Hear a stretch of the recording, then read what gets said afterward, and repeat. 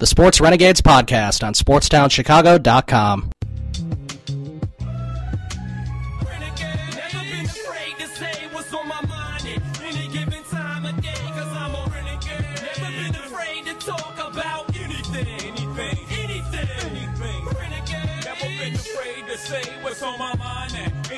Time of day, cause I'm a renegade. Never been afraid to holler about anything.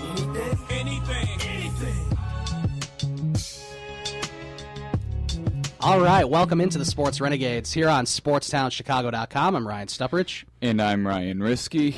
And we haven't been on in a while, and of course we're coming on late today. That's partly my fault. I had an issue with my car that needed to be fixed, and of course, you know, when you least expect it, that's when all the traffic comes. So that's that was the issue today. But we're here, and we got a short show planned, but we're going to talk about the Bulls first, sort of everything that's going on with them, because it was an eventful it's been an eventful kind of 2 weeks for the Bulls.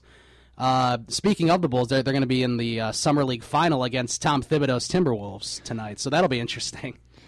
Yeah, and I have a feeling that this Summer League is just giving more false hope for the season. Probably, but the thing is, I like their second unit, and this is pretty much, you know, all of the second unit. A couple players didn't play, but, you know, it's like first and second year players and bench players are playing in this, and I do like the majority of the Bulls bench players, like Doug McDermott and Denzel Valentine, Bobby Portis, guys like that. Cristiano Felicio. Felicio actually looks pretty good. Valentine has looked very good. I mean, the guys have looked really good.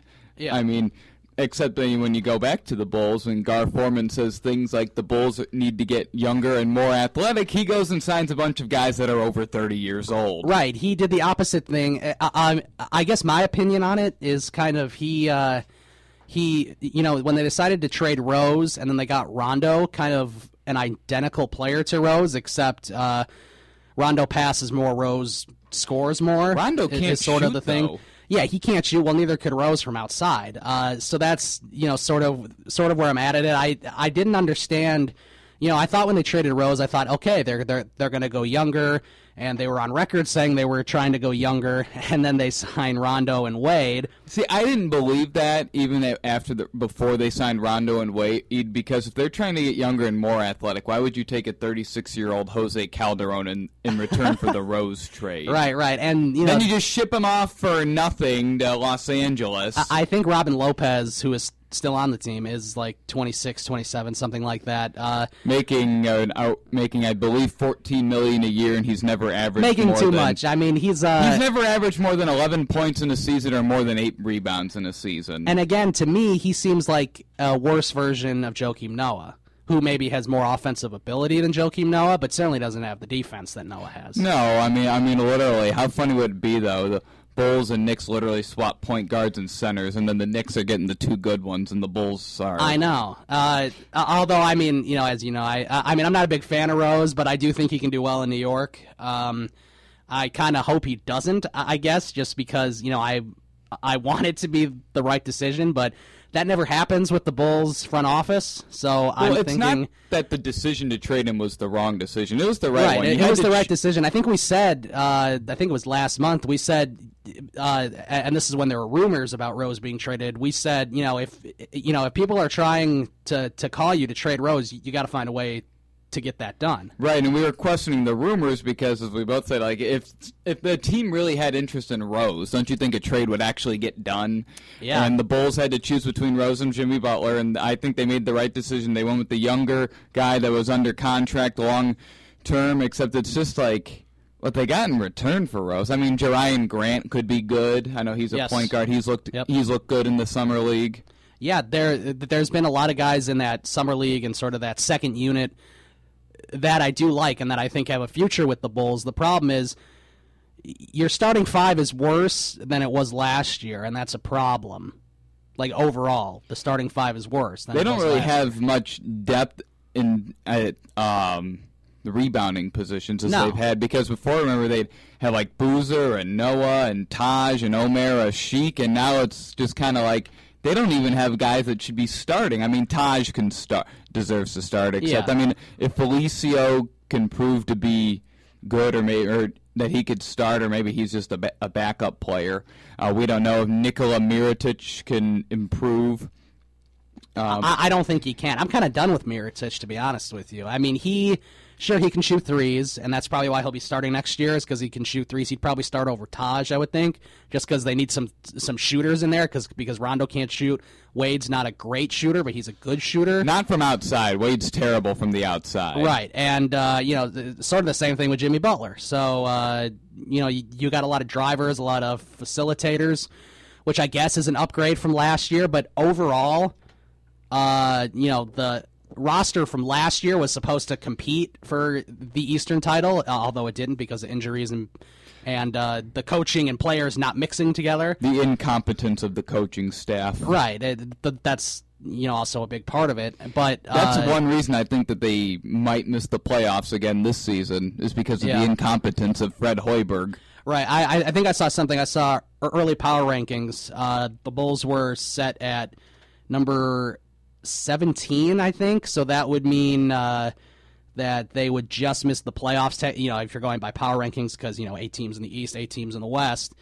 So that would be 16, and they're kind of like at the 17-18 range as far as like how well they think they're going to perform this upcoming season. I forget what site it was, but that's sort of where I see them at. Obviously the Bulls think that they can compete, and otherwise why would they get Rondo?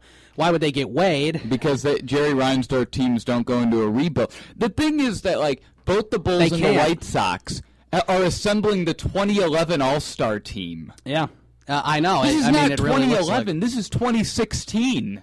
Right, and Wade is old. He is older, and Rondo's older. He's older than Rose. Yeah, Rondo's 31. I believe Wade is 34, or he's going to be turning 34 during the upcoming season. Right, and going back to the Wade signing, I personally hate it because I don't like him. I've never liked him, and I know that's sort of a personal thing. I shouldn't really hold it against him, but it goes back to his days where he claimed, DePaul wasn't recruiting him, and he went to the rival Marquette instead of DePaul. He had a chance to play with Quentin Richardson and Bobby Simmons and some of those other players. And I don't buy it. I just think he wanted out of the city. He was sort of, I guess he was one of the first main players that, instead of choosing a city school like they used to in the 70s and 80s and, stayed at home, he decided to go somewhere else. But he didn't go to Kentucky or Duke or North Carolina. He went to the rival school in Marquette, and he single-handedly brought that team to a Final Four. I just wonder where DePaul would have been if they had Wade on that team. They could have won it all.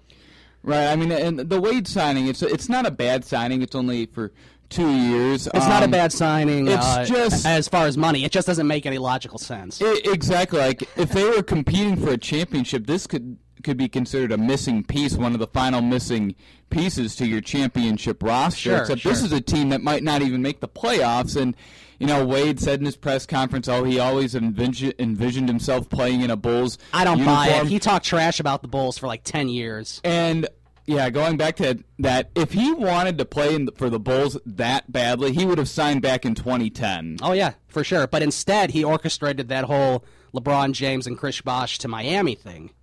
Yeah, him and Pat Riley sort of orchestrated that, and so he was never coming to the Bulls. Right. I think now it's just kind of he'd realized both the Bulls and the Heat neither were in great positions to win, and I guess he felt it was time to come home.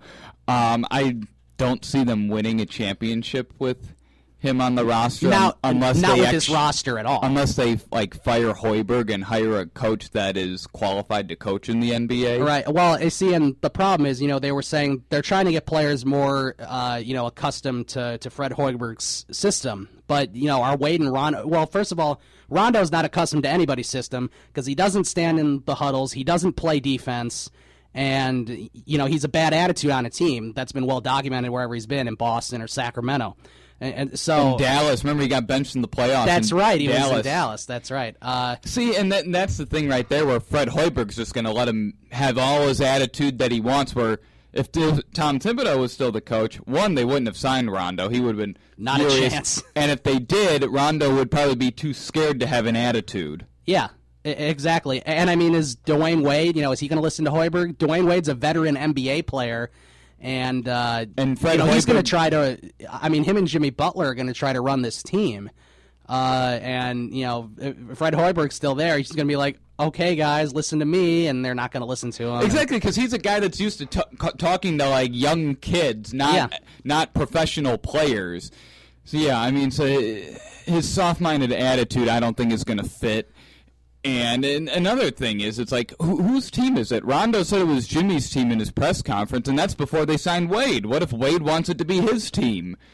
I'm assuming he's from Chicago, right? I'm assuming that the Bulls, as part of their pitch to Wade, probably told him, it's kind of your team. I feel like they threw Jimmy Butler under the bus. And I mean, another thing with that is like, you just kind of wonder, like, how did Bulls management even find a way to actually recruit a kind of a good free agent for once? Like, they're never able to get these guys. Right. That's just one of the many things wrong with the Bulls front office. The last good free agent they got was like Dennis Rodman in 1995. I think they got him in a trade. They might have. I don't know, but I know that he was a big. I mean, they got free Boozer. agent or trade that came to Chicago. Don't forget Boozer. Yeah, well, that might have been a big thing, a big deal at the time, but we found out he can't play defense. So. Yeah. I mean, there's just a lot of problems with the Bulls. It's like they're trying to retool a roster that has no chance of winning. Right. Especially when you have teams like Cleveland and Golden State that would just run them over. I still think that the Knicks aren't going to be that good. Will they make the playoffs? Maybe, but it's not going to be a high seed. That's for sure, because you still have Toronto, you still have Boston, who's going to be good, and Cleveland. Detroit is pretty good, and they have a great coach in Stan Van Gundy. So, there's a lot of teams that are still going to be good. Orlando got better. So they got better. One of the main reasons was the hiring of Frank Vogel, a good NBA coach. Yes, although they did trade Oladipo away, which I don't understand. That didn't make sense. But they did get some good things in return. They still are a pretty good team, although I thought they were going to build around Oladipo. Instead, Oladipo went to Oklahoma City. Which is another thing I wanted to talk about. The only reason that I could see them trading Oladipo is you said that you think they want to build around him, is if they didn't think that he was the kind of player they could build a team around. Yeah, right. I don't know. I mean, he always seemed like a good player to me. I think he's the type of player that's going to get more improved every year. I feel like in a couple years he's going.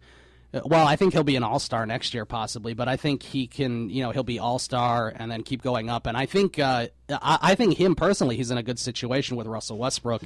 And speaking of Oklahoma City. Speaking of Russell Westbrook, I was just kind of thinking, because he's going to be a free agent at the end of next year, and I was just kind of thinking he's probably a guy that's better suited as being like the main guy on a team, not with another superstar. And I was just kind of thinking that Jimmy Butler I don't think he's going to be good enough to be considered the guy, that superstar that the Bulls franchise needs. He'd probably, in my opinion, be better suited as the number 2 guy, the number 2 star on a team. And could think about it, because Rondo's deal is not guaranteed for the second season. So what if they find a way to sign Westbrook and go with Westbrook, Wade, and Butler? They could.